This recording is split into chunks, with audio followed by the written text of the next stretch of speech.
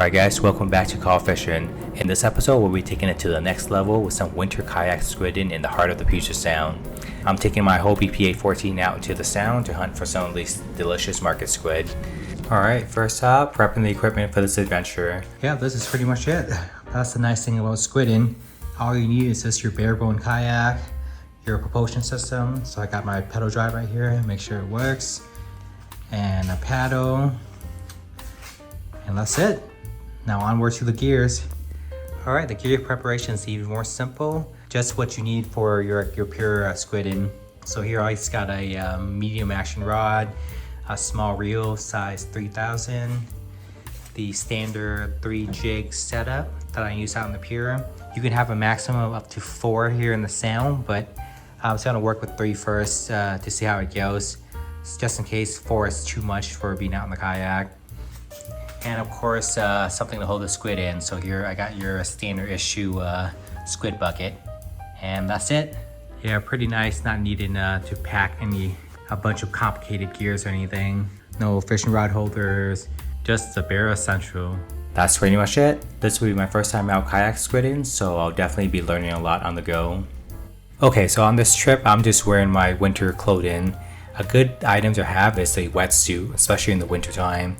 I purchased one for Black Friday, but it hasn't arrived yet, unfortunately. Definitely a highly recommended item, and I'm only going without it since I've confirmed the weather and conditions to be calm and actually pretty warm out in the high 40s, low 50s. I'm also pretty confident in the stability of the Hobie PA14 since I've used it extensively and have a lot of experience with it on the water. If you've seen my other video, you probably recognize the background that this is none other than my home port, Redondo's. The pier here used to be a pretty popular spot for squidding, but since it's closed down a couple years back, it's been mostly empty. Condition looks fantastic today. Weather is great and honestly feels like an early summer morning. The current's a bit strong, but minimal waves and winds, almost glass out. If you've gone out to the piers at all this year, you've probably seen a ton of boat out in Redondo's, and they all seem to be concentrated in a single area. I'm heading over there first to see what I can find on my fish finder. I only had a short window outing for this trip, but I had a lot of good lessons learned. And one of them is that you need a way to get all the way to the bottom to get to where the squids are. And that can be as steep as 100 feet or more.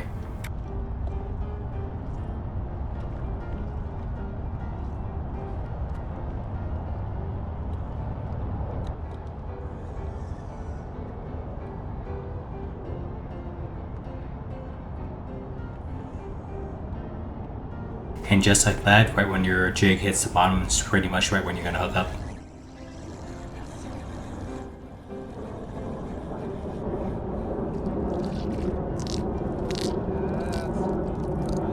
Look at the size of that squid. This is why I love winter squidding. Let's go.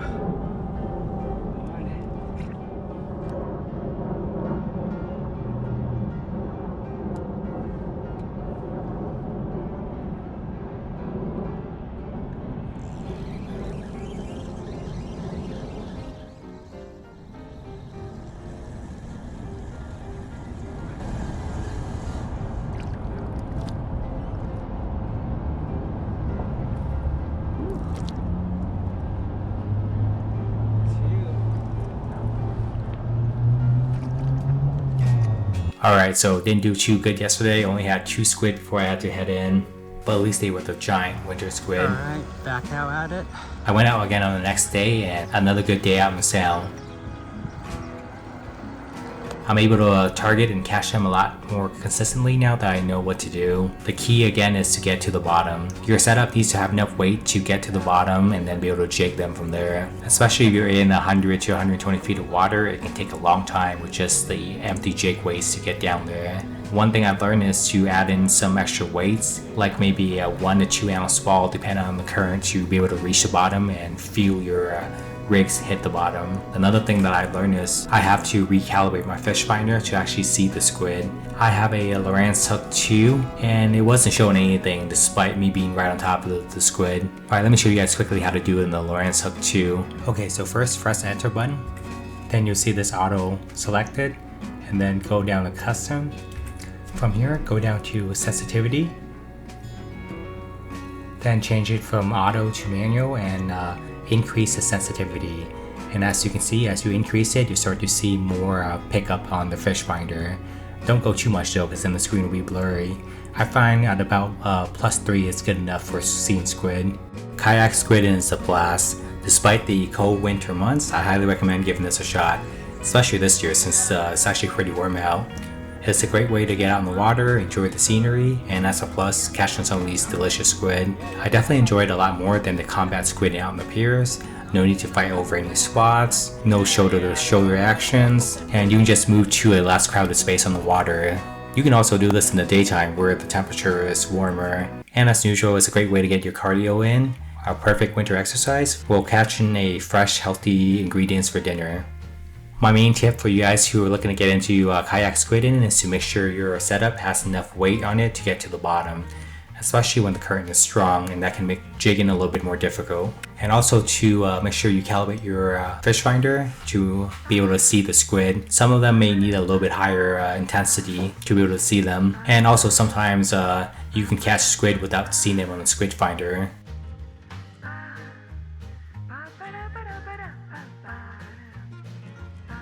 In terms of where to go, by any of the piers is usually a good bet.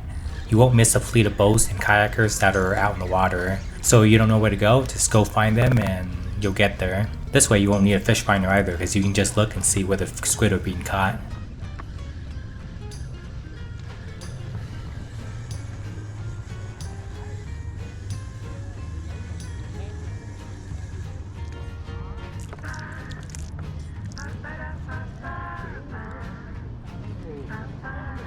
First double of the year. Let's go.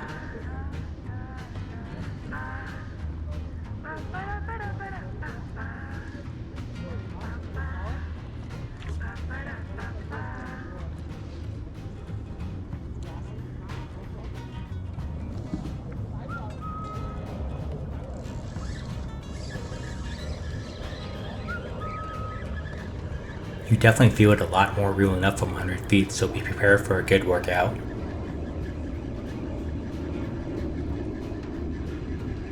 One tip for you guys is to leave the squid in the water right after reeling them up and wait for them to shoot all their ink out. This minimizes the chance of you or your kayak getting ink up.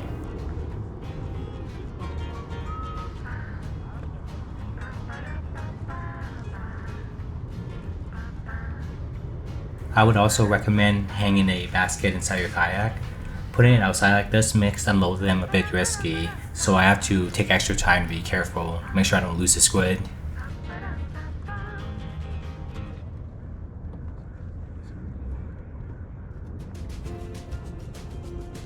Bottom fast enough.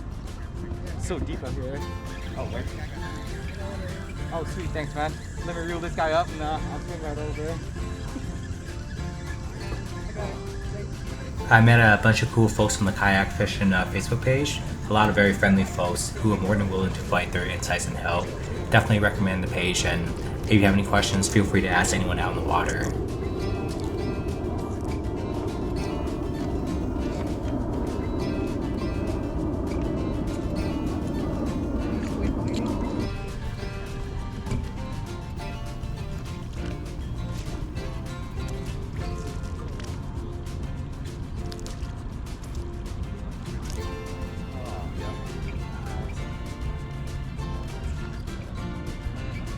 So one downside to going to where it's crowded is the large concentrations of boats and other people you have to watch out for, especially when there's heavy current. Kayak squidding requires you to move around to get on top of the squid or maintain a single spot. So be extra careful out there in the crowd and be aware of your surroundings so you don't accidentally drift into anyone. This is one of those times where I wish I had spot locks.